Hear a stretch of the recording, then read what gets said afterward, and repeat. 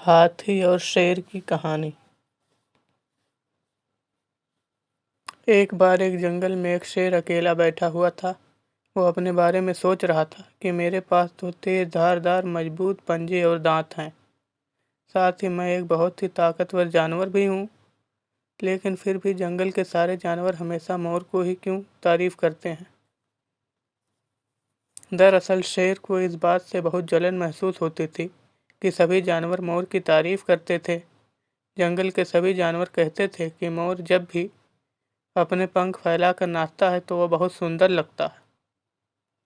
यही सब सोचकर शेर बहुत दुखी हो रहा था। वह सोच रहा था कि इतना ताकतवर होने और जंगल का राजा होने पर भी कोई उसकी तारीफ क्यों नहीं करता। ऐसे में उसके इस जीवन का क्या मतलब है। तभी वहां से एक हाथी जा रहा था। वह भी काफी दुखी था।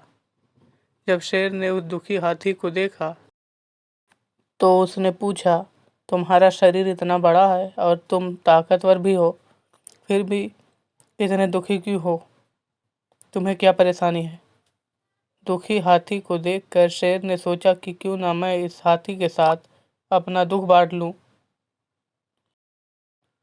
उसने आगे कहते हुए हाथी से पूछा कि क्या इस जंगल में ऐसा कोई जानवर नहीं है जिससे तुम्हें जलन होती हो और वह तुम्हें हानि पहुंचाता हो? शेर की बात सुनकर हाथी ने कहा, जंगल का सबसे छोटा जानवर भी मुझ जैसे बड़े जानवर को परेशान कर सकता है।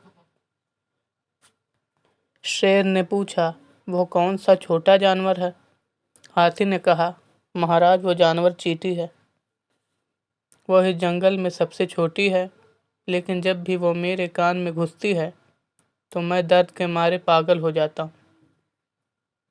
हाथी की बात सुनकर शेर को समझ में आ गया कि मोर तो मुझे चींटी की तरह परेशान भी नहीं करता है,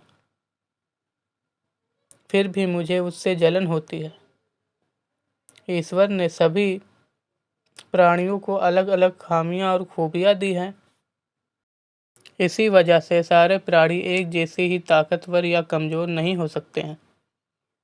इस तरह शेर को ये समझ में आ गया कि उस जैसे ताकतवर जानवर में भी खूबियों के साथ कमियां हो सकती हैं। इससे शेर के मन में उसका खोया हुआ आत्मविश्वास फिर से बढ़ गया और उसने मोर से जलन करना बंद कर दिया। हमें कभी भी किसी की खूबी देखकर उससे नहीं जलना चाहिए, क्योंकि हम सभी में अलग अलग खूबियाँ और कमियाँ होती हैं।